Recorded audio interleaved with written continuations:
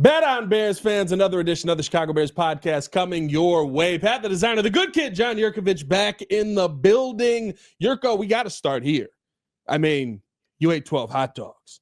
How are you feeling, my friend? Are you still feeling the effects of it? It hit me last night. I had about an hour and 45 minutes where I was the poisons that were in there were producing the methane they were producing, and I sat in my living room and stunk the place up. Then I went upstairs, had to get some stuff. I put some laundry away, came back down, and I smelled what was going on in the living room, and it was absolutely catastrophic.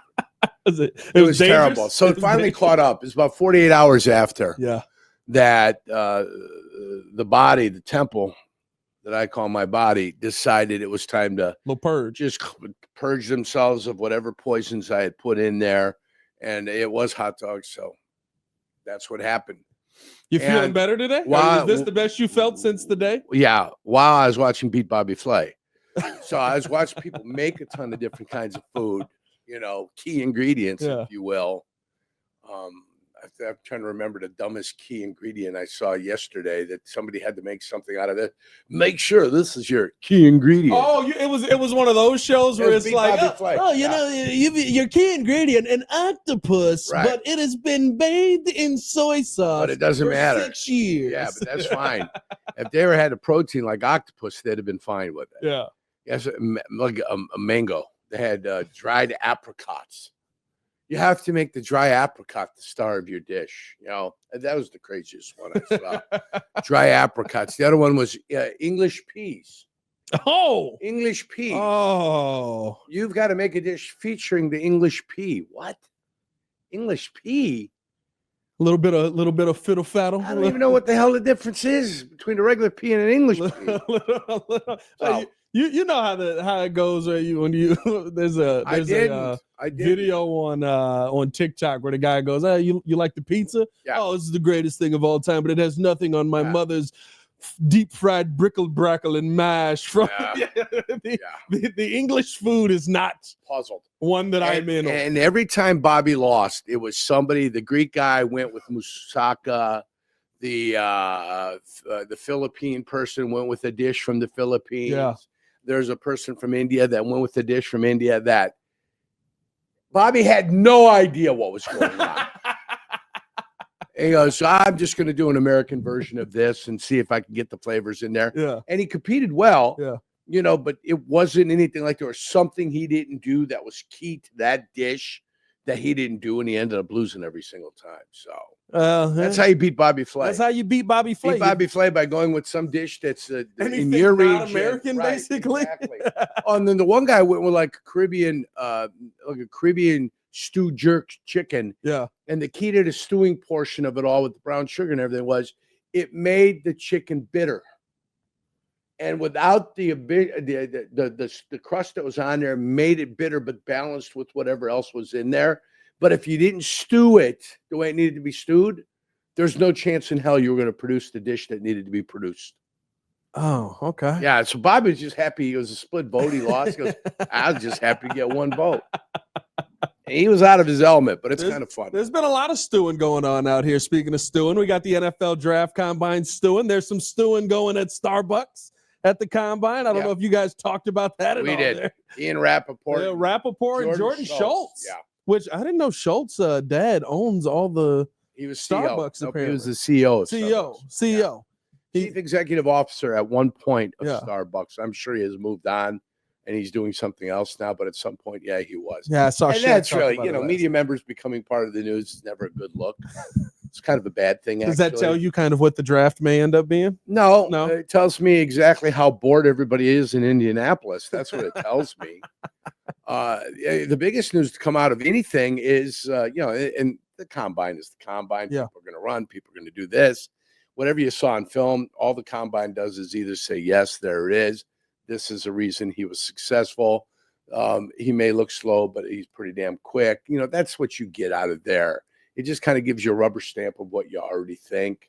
Might light your eyes up a little bit, but then you've got to have coaches that can develop people. Yeah. If you see a workout warrior, a guy that's phenomenal at the Combine, and then you look at the film and then it just doesn't relate, well, the ability to play is more important than the ability to be athletic. Good kid. Still got to be able to play football. That was my biggest, outside of all the other stuff, my biggest takeaway that I want everyone to get is don't be enamored by the numbers. Look at the play. Anthony Richardson was the second overall pick, right?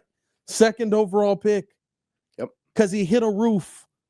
Yeah. Anthony Richardson looked exactly like he looks right now at Florida, but he hit a roof and everybody lost their minds. Well, you had the guys jumping out of pools. John Gilbert, I think, one year was jumping out of a pool. Yeah. Oh, do you know how difficult that is? Oh my God. Wow. But it's okay. You got your workout warriors, but then you got to have people that can develop your workout warriors.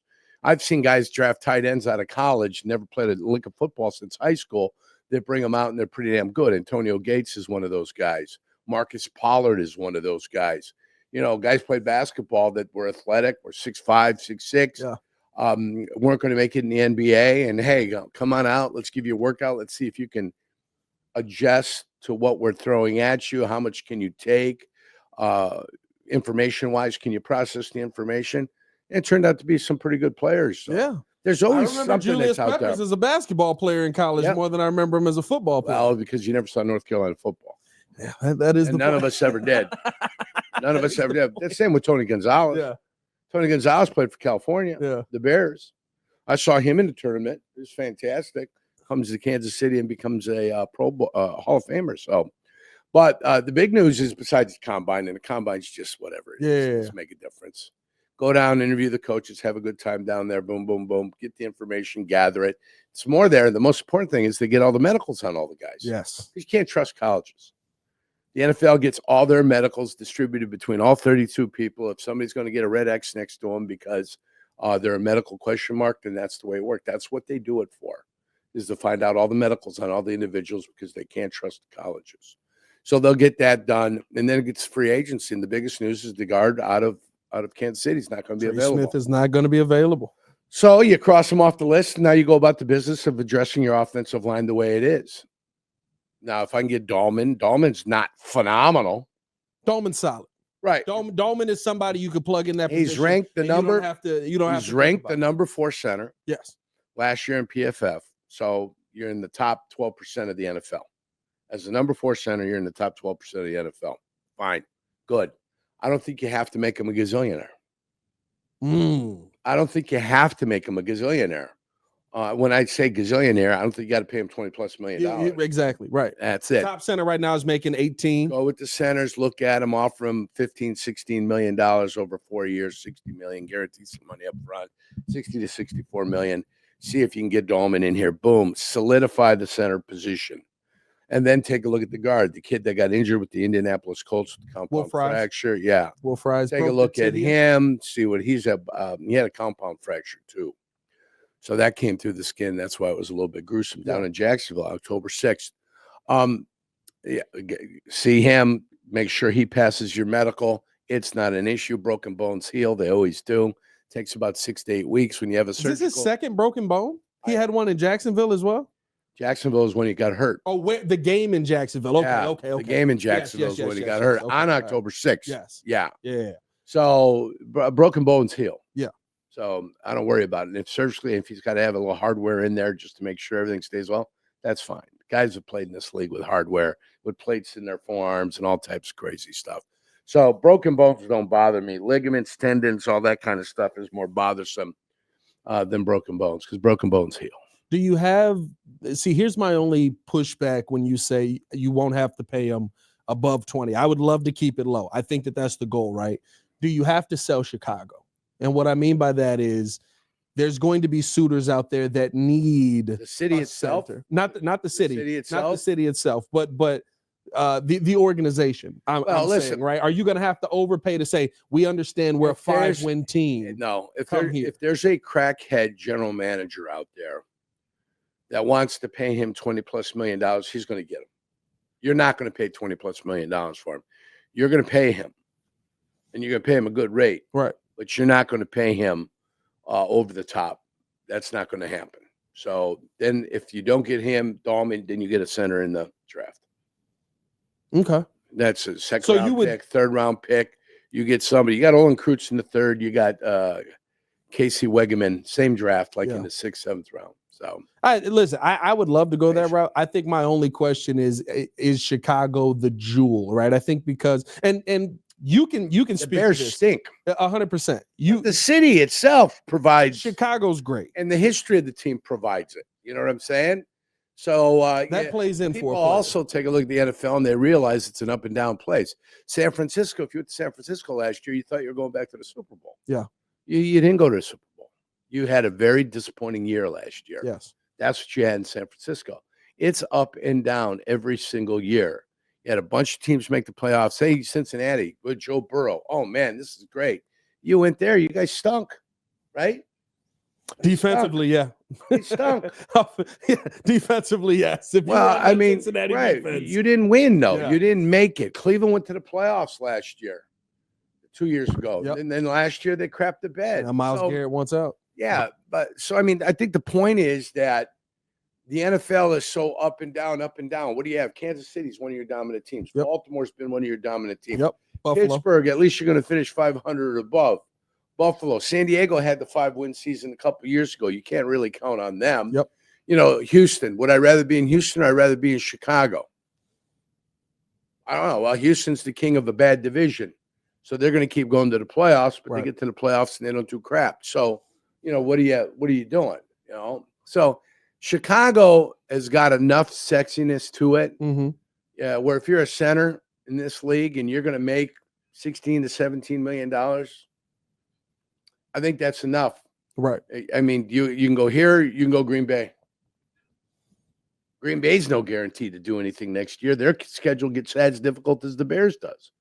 Matter of fact, after calling for 13, 12, and 11 victories for the top 3 teams in the division last year, nobody's going to get 13 victories next year. Not even Detroit. The schedule is too tough next year for the division. There's going to be games you thought you were going to win that you're not going to win. You're not going to be able to roll through it. Detroit, believe it or not, loses a little bit of invincibility with the way they went down. Now, lost a lot of coaches. They're going to get back. They're going to be healthy. They're going to do this. They're going to do that. They're going to be the cock of the walk. At least they're going to feel that way. But you know, you get your 3-4 year window. Detroit's in that hey, we need to go to the Super Bowl, win a Super Bowl type window. Yeah. Otherwise, you know, bills start becoming due. So that's interesting that you don't believe that we'll have. I don't believe the division. I don't think you're gonna have to overpay. I mean, I believe you're overpaying. You're overpaying in free agency. I believe you're overpaying at $17 million a year. 100% over 4 years for him. I think giving him $68 million over 4 years. I think you're overpaying. 100%. So will somebody else be willing to go be stupid? You don't know. Yeah. I mean, there's always idiots out there that might want to go stupid.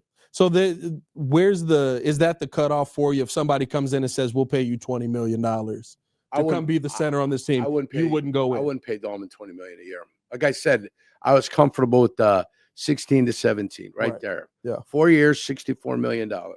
We've also heard a little bit that the Bears may be interested in Ronnie Stanley out of Baltimore, left tackle over there. Is that the Northwestern kid?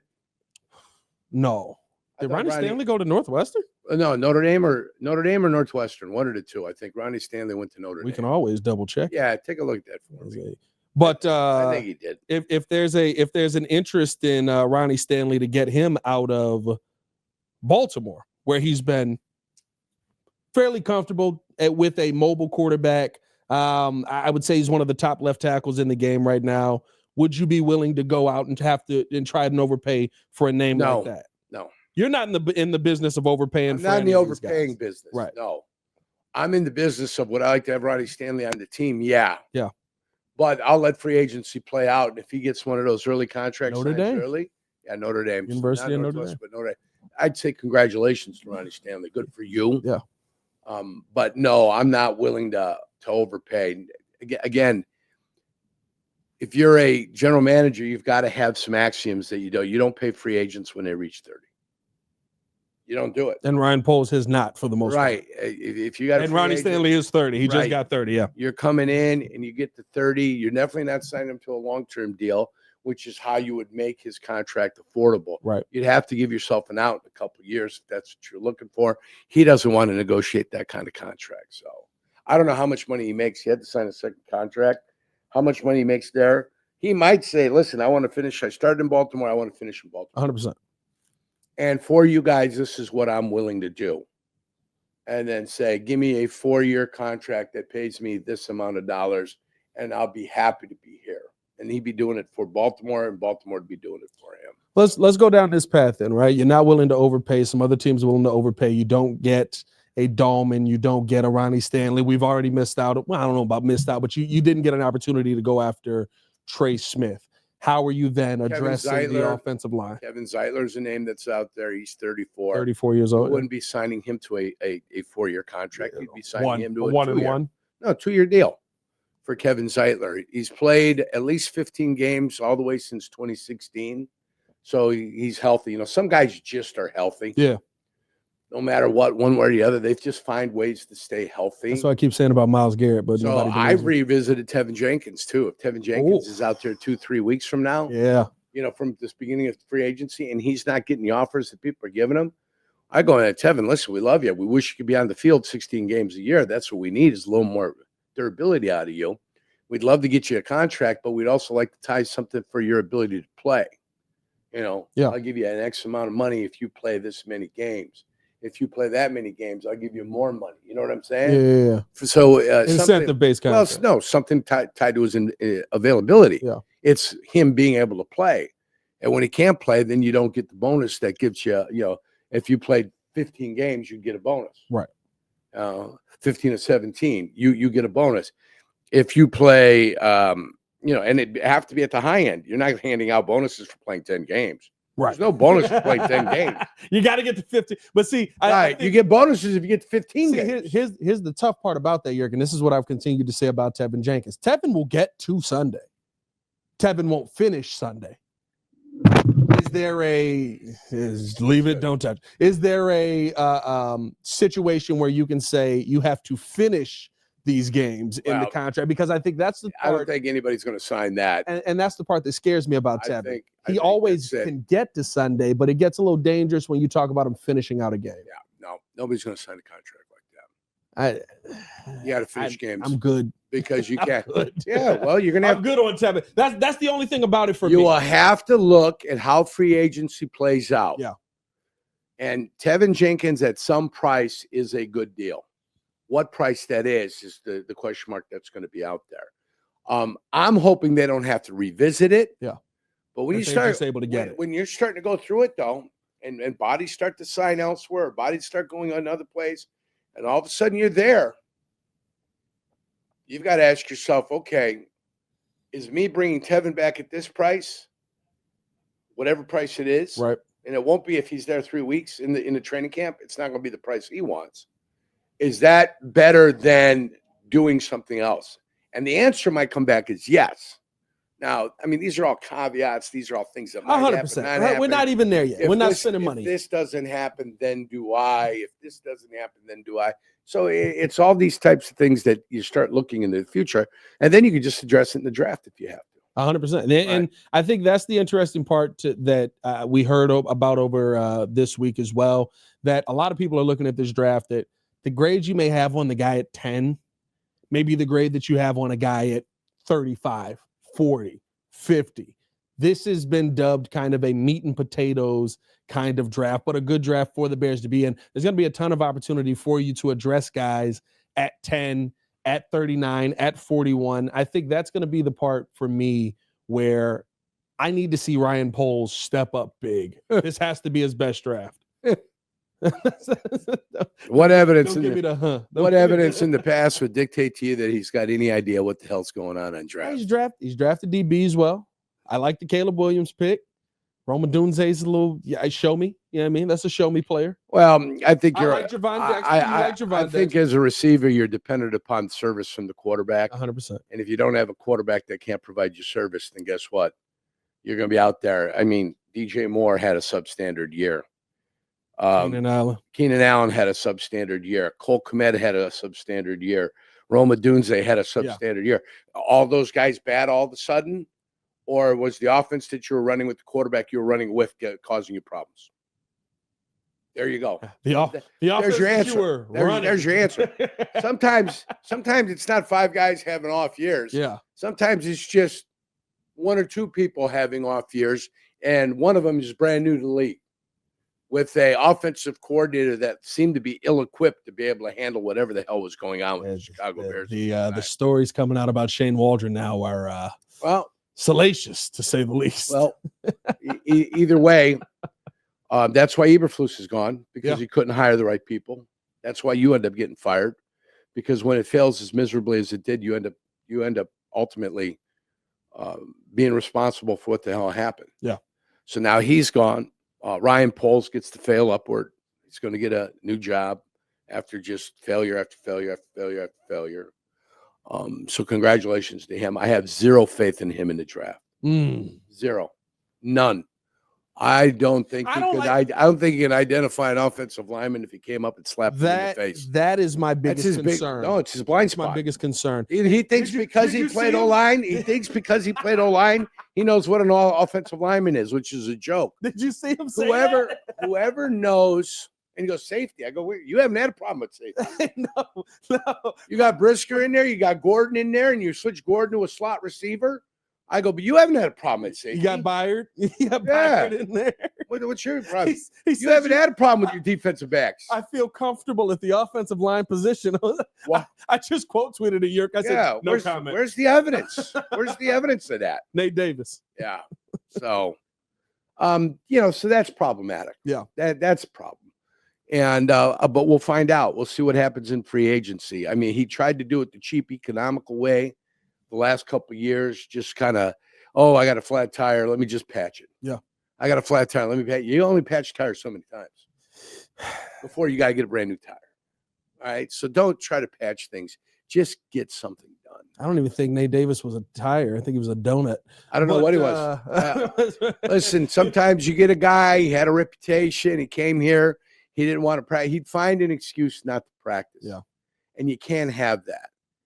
You got a 10-year guy that's done it in this league, and all you need him to do is get to the quarterback on Sundays. He's the guy you can do. He's the professional. He's been around for a long time. He's the guy that can go ahead and say, hey, you got to give me a couple days because I ain't feeling it right now. You give him the benefit of the doubt. You don't give the 4th-year guy that's come in and has flashed as a young player, and you give him the gazillions, and then first thing he can do when he gets here with all the big money, he knows he's got you by the shorties, and then he's just going to shut it down. Yeah. Yeah. Oh, my squirrel died. Oh, man. Yeah. And I know it wasn't as well. Listen, the first, as small as a squirrel. I realized that his mother was sick. But the first year, I think I gave him all the credit, and I was like, listen, benefit of the doubt. Maybe I can't imagine what it's doing to you mentally. Let's move on. Second year, we got to do it. And it didn't get done. Second year, it didn't get done. You were worse. Yeah. Yerk, I don't know. But listen, an offensive lineman do guys, the battle rope. But it's not only that, but it's Lucas Patrick. Yeah. It's the rest of these guys. One guy's got an arthritic shoulder. Who's the big guy? Ryan Bates. Arthritic shoulder. Traded for. What are you doing? Yeah. You traded for a guy that had arthritic shoulder. You got another guy that was good at snapping the football, but is a little light in the ass. He'd get pushed up all over the yard. They say he had a good grade. Well, they must not be asking a lot of them. Yeah. If he's got a good grade. The one thing he did do is get the snaps back all year. Then you draft Karan. Congratulations. You draft and now if you're going to give Nate Davis a break, I got to give Kareem a break. Broke his leg, came in, they threw him in under fire in the first game. He wasn't conditioned enough to play 65 plays in the NFL. You could see it right away. Yes. And once that conditioning went, his technique went to crap. Once his technique went to crap, he was out there basically as a turnstile. So you think there's more to Karan? You hope he'd be able to respond. You hope with the offseason, with the training camp in here, that he might be able to become a player. So anybody that wants to judge that kid harshly because of what happened last year, they threw him to the Wolves, to the Wolves, to the Lions, as they say. Literally to the Lions. I think that was the game he played. I think it was. Yeah, threw him to the Lions like a gladiator, and boy, without a sword. Without a partner. Yeah. Me and J-Mac were on the next episode. We were like, can he get a chip block? Yeah. Can you throw a tight end over there? Anything to help him? Either way, he gets the benefit of the doubt. He gets to come back and he gets a opportunity. He gets a chance to respond to what was a beating. Yeah. And then, smartly enough, they went and hit him the rest of the year because they know they couldn't depend upon him. Only thing that scares me about him is built very much like Braxton Jones and very, very small legs. When I haven't been next to him. I've seen them both in person. And the legs a little. What do you always say about the big guys? I like Howard Ballard type ass. I like a big fella. I like a big keister. That way, at least if you can get around him, it's going to take a while to get around him. Yeah. That's not the case with either of them. So we'll see what ends up happening. Appreciate the good kid as always coming through on a Friday. It's Feel Good Friday. I feel good. You feel it better. I call it a free agency Friday. Free agency Friday. Got to keep an eye on a free agency Friday and see. It's coming up, right? Soon. It's around the corner. Right around the corner. Tag dates is March 4th. Mm-hmm. So we're going to see a lot of tags coming in here for teams trying to keep. When is the official tampering period? I think it's not official. We're in the pre-tampering period. Tampering period, I believe, is March 10th. Mm-hmm. If I'm not mistaken, I believe March 10th. I might be wrong on that. Fact check. I'll be gone the 13th and the 14th. So doing some golfing? Just one round. I'm going out to Scottsdale for a birthday party. So, okay, all right. Got to golf out in Scottsdale. We're going to play one round of golf out there. But we're going to do some dining, some recreating, some boozing, that kind of thing. Just a little bit. Yeah. Nothing wrong with it. We're going to have fun. I love it. Hey, man, appreciate you guys for tuning in and showing love. Hit that like button, subscribe to the page. Leave a 5-star review. Y'all know what to do. For John Jurkovic, it's your boy Pat the Designer back at it again. Let's stay safe out there, Chicago. Bed down. Whoa. Mitch Lyons is our friend. Mitch Lyons is our friend. We've got to remember that. You got to have a game plan for retirement. It's our guy, Mitch Lyons, MitchLyonsWealth.com. He brings you the podcast, and we're certainly happy he's jumped on board with us this year. Absolutely. We're having a fun, and we're having a ball. MitchLyonsWealth.com. Tap in with it. LYONS Lions.